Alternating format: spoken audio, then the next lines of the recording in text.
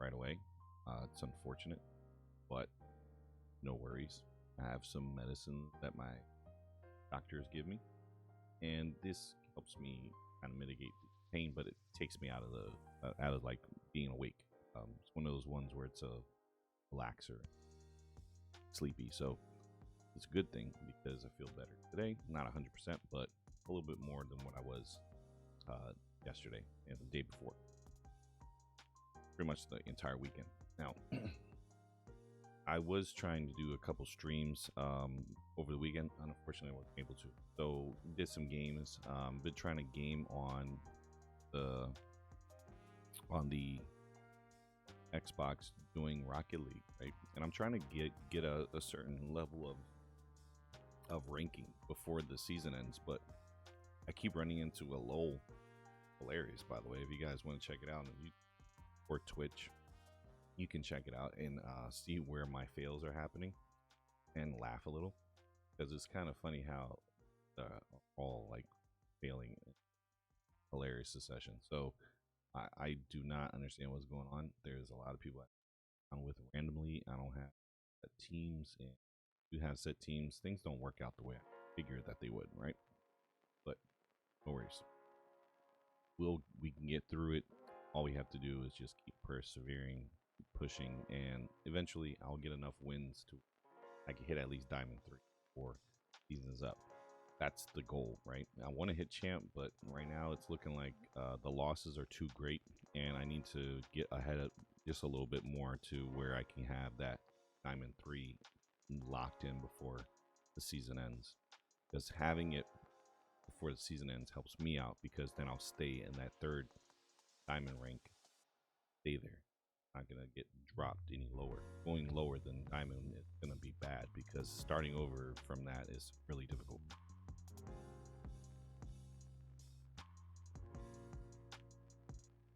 So that's why Friday the video wasn't uploaded. Why my streaming was kind of like limited for the last few days, and hopefully we can have more of a recurring schedule. And what it's looking like is probably gonna have to be done at night. The streams, I don't do long streams. I do an hour and a half. Now I can do like something where it's an hour and a half and then upload later, but I like to do the streaming and then they upload the next day, because usually that works for me. So that's going like for the streaming side. Now for the podcast side, let's go ahead and switch gears a little bit. Okay, I'm gonna go ahead and open up my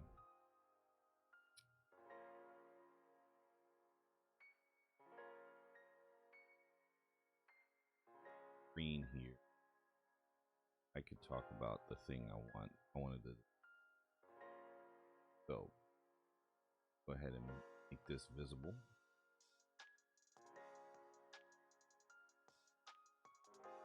So guys, here's what's going on, right? I am a cybersecurity professional. I switched over from IT professional. It's still kind of like the same thing, right? But not quite. Here's how people like to want functional cookie.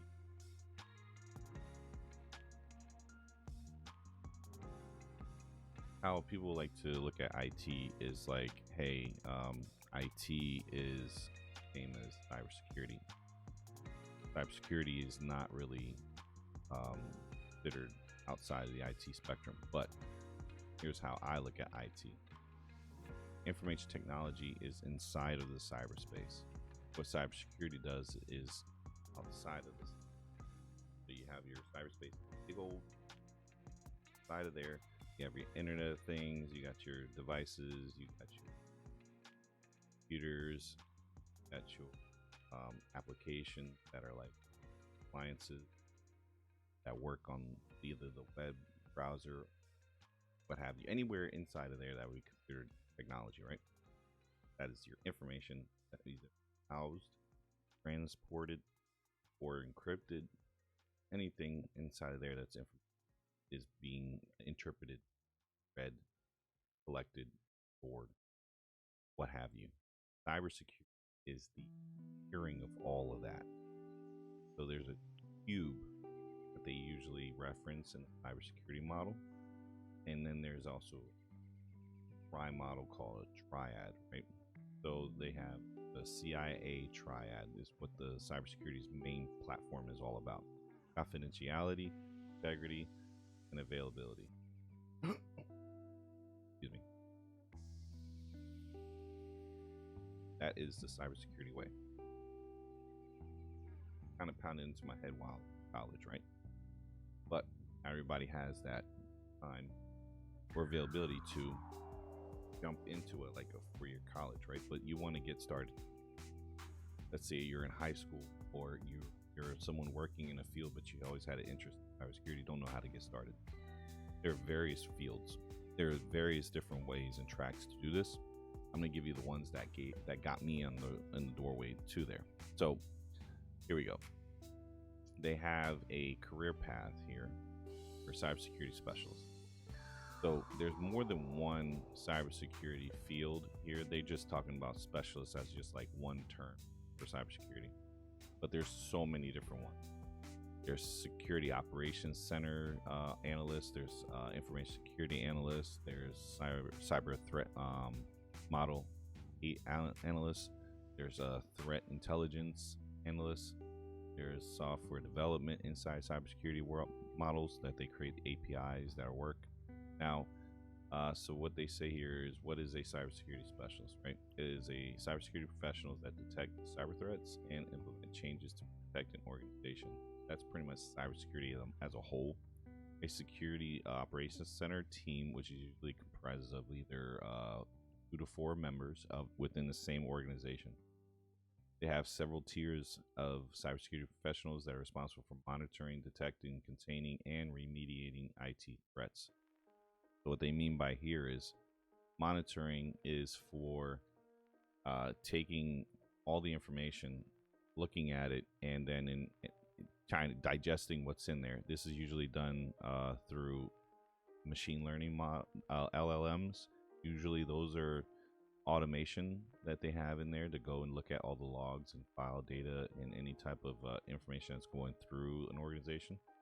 Okay, so a lot of that stuff is not done by a person's eyes. It's done by any type of assisted AI or some type of application that's configured with an algorithm to detect these models, right? That's monitoring side. Now, we also do network monitoring as well. So network monitoring is not really the same for in the cyber world. So network monitoring on an IT world is like making sure that the traffic is able to be is traversing through the network without any type of gaps or packet loss. That's like network modeling for, or network monitoring for, regular IT people. On the cybersecurity side, you're monitoring that network for what they call indicators of compromise, threats or vulnerabilities that could be perceived inside of that monitor. What they do is they look at what is called a PCAP file. Usually the monitoring of the network is captured. When it's captured, it's fed through an appliance, usually what they call an IDS or IPS, intrusion detection system, or intrusion detection prevention system, or intrusion prevention.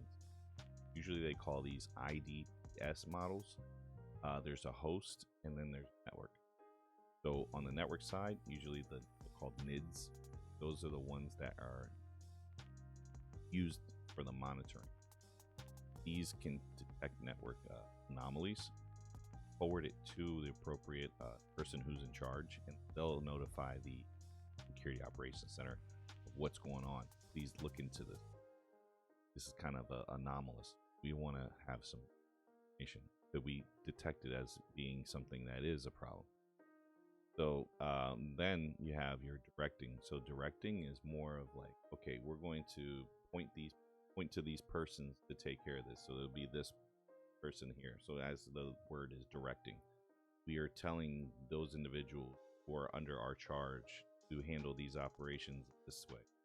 Like, oh, you handle the monitoring of the network. So you're going to look at our endpoint devices and make sure that we don't have any malware detected. You look at our emails and make sure that no one's clicking on attachments and downloading malicious files and going into a malicious website. Then you go into containing. So containing is actually taking a threat, and if it is conceived as a threat or a computer device, any type of device has been compromised, you can contain it. Take that that threat, that vulnerability or malware inside of there and put it inside of a sandbox. That's containment. It's also considered isolation. You're taking it off the network and making sure that this thing is being looked at. You want to analyze this malware, see its behaviors, and get a signature. And you take that and you upload it inside of your edge point protection system or endpoint protection system. You can take, it's like usually CrowdStrike, Trend Micro, some type of endpoint management system that's going to look at that and notify everything inside an organization plus the vendor that, hey, this is what we detected, and make sure you update your models, because if it's not inside of the Mitra website database to make sure that hey, this is a threat and vulnerability and we need to categorize it, right? We would have to then look at it and kind of look at its behavior and update those models, right? So we can have a good understanding of what it does, and that we can update those individuals accordingly. Get the message out to the network.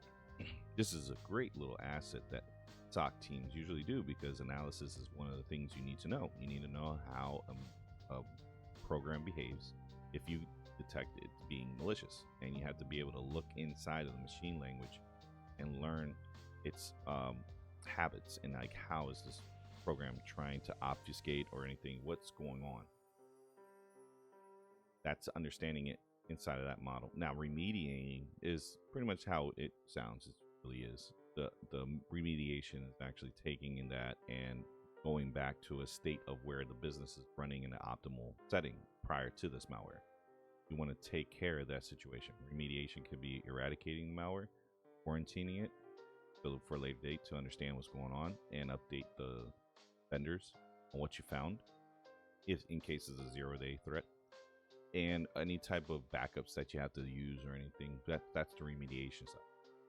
So going forward, cybersecurity professionals may be tasked with anything from installing, administering, and troubleshooting security solutions, writing up security policies, and training documents for colleagues. So this sentence here is kind of very it's a lot inside of this one sentence, and I think it's very important that people understand that there are various jobs for individuals. Some are tasked with installing security solutions. These would be the people that are installing your network intrusion prevention systems, or your NIDs, or your HIDs for the host-based ones. These are people that are creating the firewalls, rules, and what have yous inside of there. They're also administering. So administering is pretty much implementing these controls that are within the cyberspace of your organization. So you're trying to create these firewall rules, put them in, make sure they're applied, everyone understands, and they're making sure that they follow these rules and regs that you are creating, not only for the law, but for the organization itself to protect it.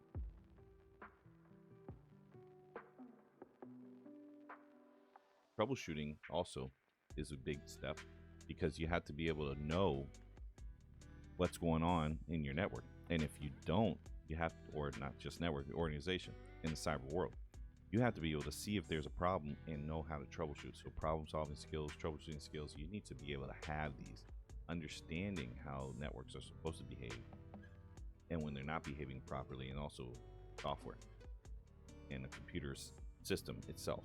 If you don't know how to look at these things and say maybe it is a cyber threat, then you're not going to do well in this. You need to have some kind of troubleshooting skill set where you can see that there's an issue and know where to look. Even if you don't know the exact pinpoint location, you know in the vicinity of what is going on. So a lot of research, a lot of understanding how these malwares work within an organization. If you're able to go into a database that has a known model on how a behavior is inside of a malware on a machine, whether it be a network or a host machine, if you can see those things and say, hey, thing is behaving odd and it's not supposed to do this, then that's a good troubleshooting step that you have inside of you to be able to say, okay, what did you do? How do we recreate this problem? And what do we do going on? So the troubleshooting methodology steps that you have to do, these are things that you learn in A plus. This is a CompTIA A plus, and I would say on CompTIA A plus should be standard for a lot of people if they're going into the IT world anyway, because you need to understand these methodologies and how to do it. Because if you don't know those things off the top, you're not going to do well in this IT world. It is really a lot of OJT is a trial and error kind of thing. A lot of people learn this A plus on the job, but they don't learn the proper mechanisms and methods used inside of there to help with their knowledge. So they know, hey, this is what I got to look at. So going forward now, writing up security policies. This one here is a big deal. I did a incident response class, and in an incident response class, we wrote a policy, a security policy, on how to go about in case there is a threat found inside of our organization. What are we doing to respond to this incident? So we wrote that policy up, and that policy was written as a plan and saying, hey, this is what we're doing. This is what's going on. This is how we move when these things are happening. Do we escalate when it comes to a certain severity level? So if we don't have a severity level of like beyond 3, then we don't have to receive it up to a higher people like the Security Operations Center. They don't have to get activated. We don't have to activate the whole entire cybersecurity incident response team. We can activate just the IR duty officer, who's the guy who's your senior information security analyst or cybersecurity analyst or cybersecurity specialist. They're all in there looking at what's going on in your network, and they say, oh, okay, this is easy. All it is just someone clicked on a malware. We already have it contained and it's already eradicated. It was automatically done. Close the case, and then you move on. So those are the kind of things you would do. So that's why writing up security policies is very important inside of cybersecurity world. Now they usually call that GRC. You want to have a risk analyst. These are kind of your people that are in the cyber world, your cybersecurity people on the risk side. Either you're in a law and policy section where you go inside your risk management team and they're going in there looking at everything, writing up the policies, and also training documents too. So this can like segue right into that. These training documents also can be created through that same channel. So you could have a certain standardized procedures that are only done within that organization. Everybody's going to do it in the same way. There's best practices, and then there's the specific for the organization, right? So a lot of people tend to take both and try to curtail it to that organization. So like a little fine tuning and you need to understand how to do these. So knowing how to make your training document. Technical writing class is always good to know, because you need to know how to format a technical writing in a way that it's understandable. It's also being easily digestible for people that are not technical in your field. You want to be able to train people into doing some basic level things in the IT world, but you have to make it kind of layman's terms so everyone understands. You have to be able to describe what you want them to know without giving it too technical. That's not too difficult as long as you know how to do that. A lot of instructors know how to do this. So I'm also a former IT instructor, so I was able to take complex terms, real world based, the way everybody knows within their their basic knowledge, right? I could take you, for example, let's do bandwidth. Let's look at bandwidth, right? So bandwidth is how much like an internet traffic can be held before you start seeing degradation inside your network. Okay, so network bandwidth. Usually bandwidth is described in numbers, and they call that megabits or gigabits. So if you have a 32 lane highway having bandwidth of, let's say, 500 megabits per second. If you take that 32 lane freeway and you condense it into a 16 lane, you're going to get what's called a bottleneck. Something will slow you down to where that network traffic of 500 megabits not go through because you went from 32 lanes to 16. So how do we increase that bandwidth? Well, what we do is we continuously have 32 lanes, or we go and increase it to 64 lanes. So that's how you can make sure your bandwidth is always either at maximum, or you want to keep it as steady, right? So how do we do that? We try to minimize the impact on that network. We don't want to remove the lanes of traffic. So how do we do that is don't take so many things that eat up resources at the same time when you're doing something yourself that takes a lot of bandwidth.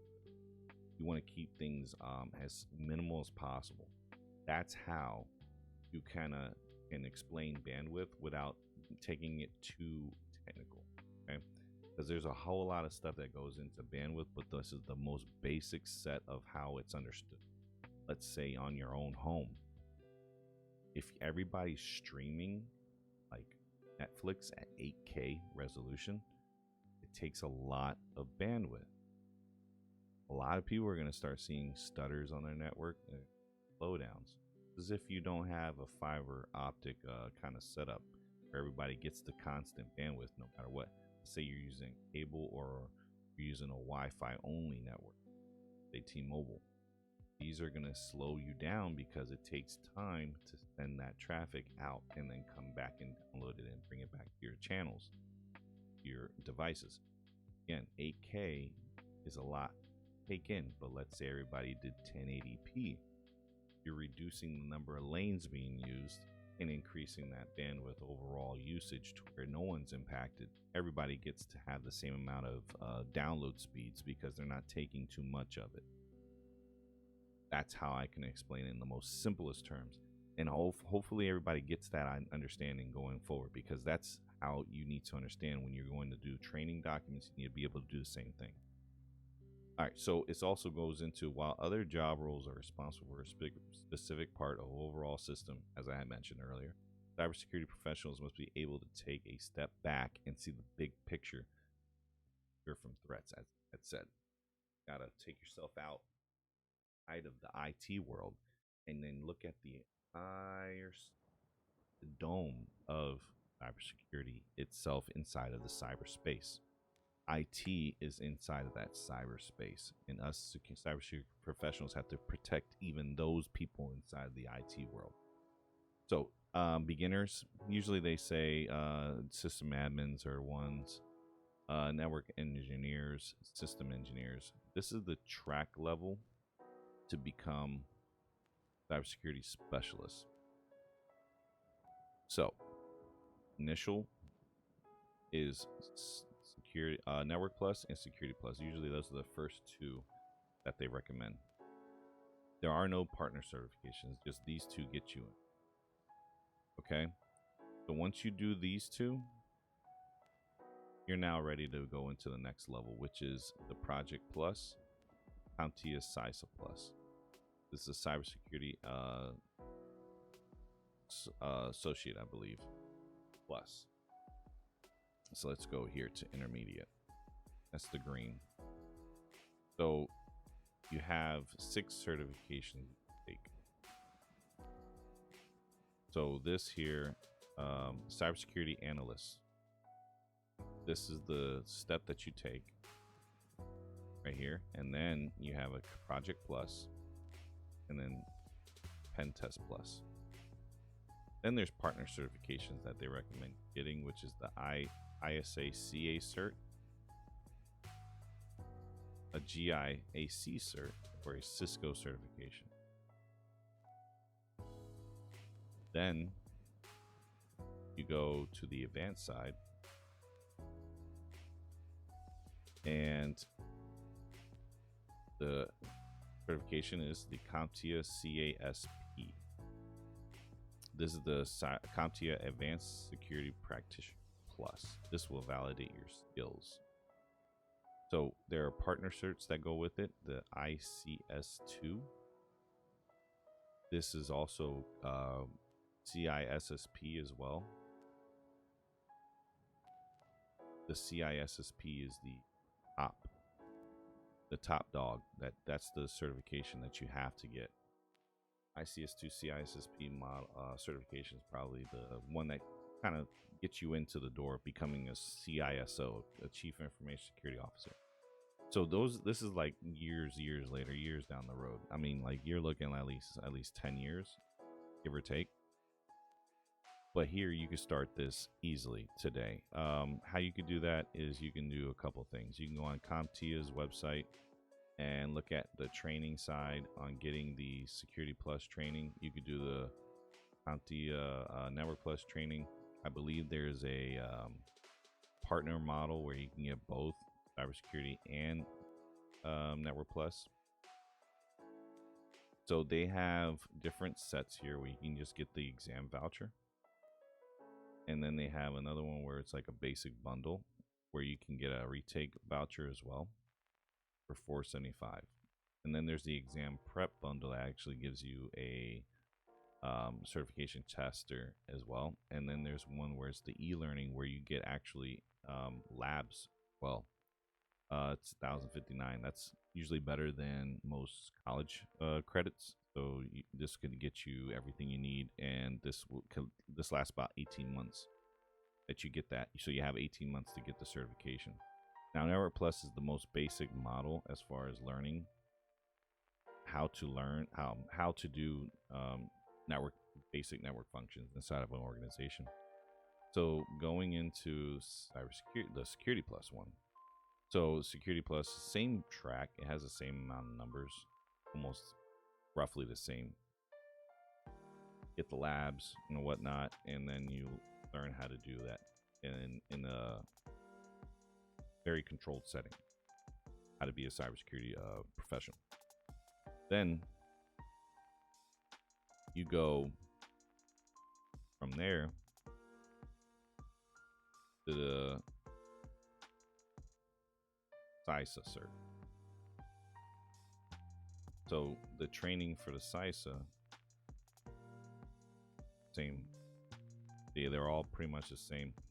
So if you were to take all the learning bundles and you were to go and do all of them, they're about roughly $1,000, $1,200 each time with the certification training. You're looking at probably $6,000 to $7,000, but that's a lot less than trying to do a 4-year college degree, right? You already have a college degree and you're not trying to go back, right? So if you're able to get something like this over time, $7,000 gets you in. For those who don't want to do it like that but want to go through a trade route, you can also do trade school. I'll give you guys an idea on like what happened when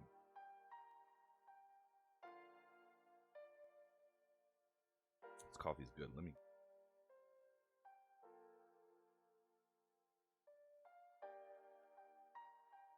yum coffee.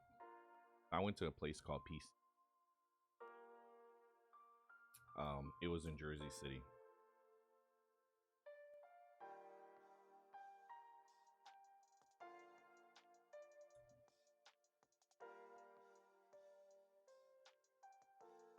ECH.edu. They have online classes as well. They also have one-to-one training. A lot of these individuals that go through the school tend to become IT pros within the first year of their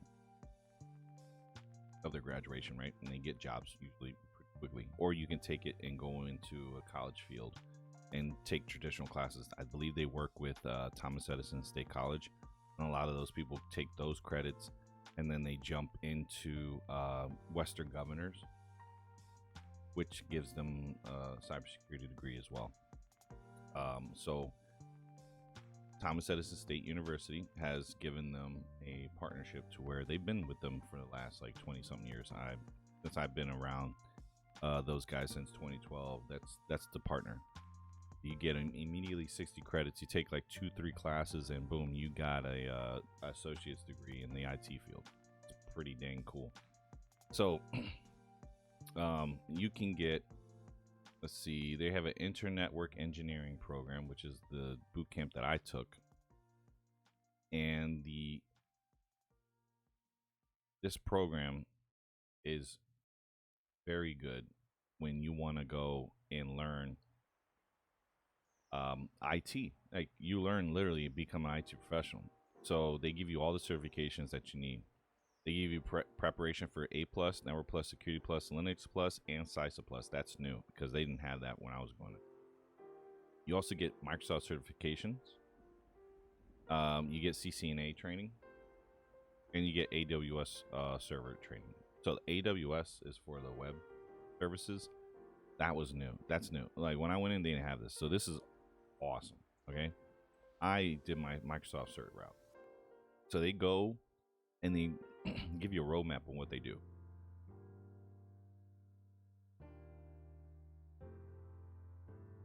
This is probably the best class to take if you really want to go through to learn IT. This is the place. All right. The guy who runs this, his name is Umberto, and he was one of my instructors. He's the most knowledgeable person in this field as far as what I know. And they're really good at getting students ready for the IT field that do not have a really good understanding of what IT is. They get you ready for it. I highly recommend going through a trade school before you jump into traditional college, because then you got an edge on it. I swear you have an edge on it. So this is what I recommend if you guys looking to do that. Okay. So that's my recommendation. So let's go ahead and switch gears. Let's use the last 5 minutes to talk about a couple things, right? So this here is pretty it really mind-boggling here. So Iran's president and foreign minister and also other officials that were on a helicopter, they passed away. The Iranian president being gone is probably the most wild thing you'll ever hear in your lifetime, guys. This has never happened before, where actual top-ranking official of a nation has been died in a plane crash, or not plane crash, but a helicopter hit. Not sure exactly what happened. Nobody has much details on what's going on because it happened in the middle of the night, and they were missing for at least 12 hours. And when they found them, their crash wreckage was so bad that they said there was no survivors. This is going to cause a lot of issues in the Middle East. A lot of things that are going to happen now going forward is one, Iran's going to look for a new leader, but in between all that, they already had issues within their civilization. So society for them is crumbling. A lot of people probably might protest. A lot of riots will come out, and it's just looking like it's bad overall with everything that's happening in the Middle East. It's another thing on top of this, man. It's just we're stepping closer and closer to a world conflict that I really don't want to be in, and I really wish that we wouldn't have had this issue forward. And just knowing that this is something that might cause even more unbalancing on this whole thing, it's really concerning. If you guys aren't really familiar with the news, get on with it and look at this stuff, because it concerns you. You may not be out there experiencing it in real time, but it will impact you overall here if something comes this way, because the U.S. is going to get blamed for this. We are their state medias tell them that it's us, because we were the ones who were in the middle of this conflict with Israel and them, and we are not really. We have no hand in what's. But the thing is, with how unstable everything is, we're gonna get looked at as a negative and light. And I recommend that anybody who's in foreign countries, start making your way back here now. Stop staying over, because it's just not good. It's looking like we're probably gonna have to stay isolated from a lot of people just to get things back under control, because they have to work out their problems, and the problems are just looking like no one's gonna get a solution. Everybody's on that opposite ends of everything. So if we could just learn how to put all the differences aside and just move forward and like live and let live kind of thing. It just doesn't seem like it, because some people just put their nose in where they don't need to be and putting their nose in. It's sad. But other news right now. So let's put in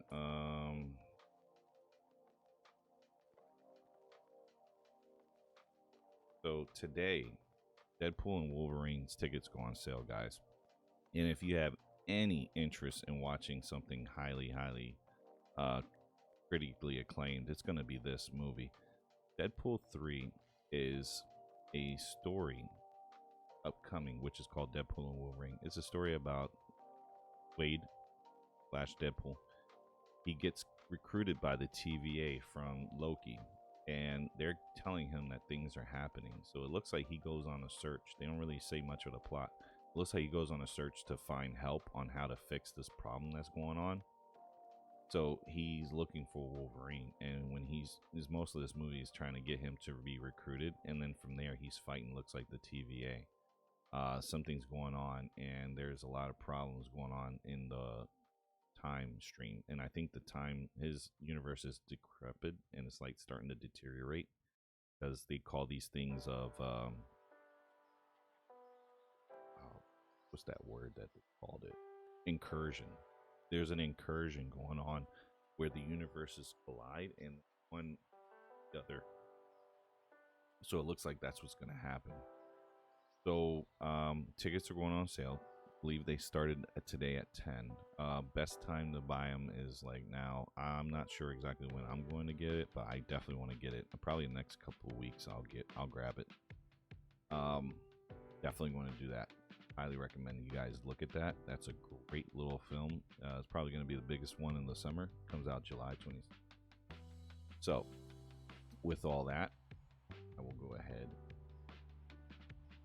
start doing my wrap up. So wrapping up, guys, please take the time to look into your studies. If you are unsure what you want to do, cybersecurity is a very good route to take notification of where I went, CompTIA.org and pch.edu. Two of the places that you can go and look at that would give you a good idea on what do you want to do going forward. If you are unsure or anything like that, you can always send me a DM at BVAZ711 on X. Send me a DM with your question on like what route to take. That'll probably be good for you guys to hit me up, because it's easy to see your requests there. And also look at those locations. CompTIA, look at their website, and also look at PCH if you are looking to get into IT but just don't want to do the regular traditional route on getting started. But definitely go back to get your master's or bachelor's in cyber. Okay? Highly recommend you do that. Now, thank you again for taking the time to listen to this podcast. Now, if you're not looking at it from the YouTube side, please take the time to go into the Twitch side as well and look at my gaming. Listen to this on RSS. I have I'm going to be uploading it on there. When you do look at it on YouTube, though, you get visual aids, so it's kind of a good little model there for you to look at. I have posted up here with all the links and everything that I'm looking at. I'll put it in the description. Definitely keep in mind that this is a good field to be in, and I highly recommend that you take the time to do it. My route, it's not traditional. I did the traditional route after the fact, but I went through the trade.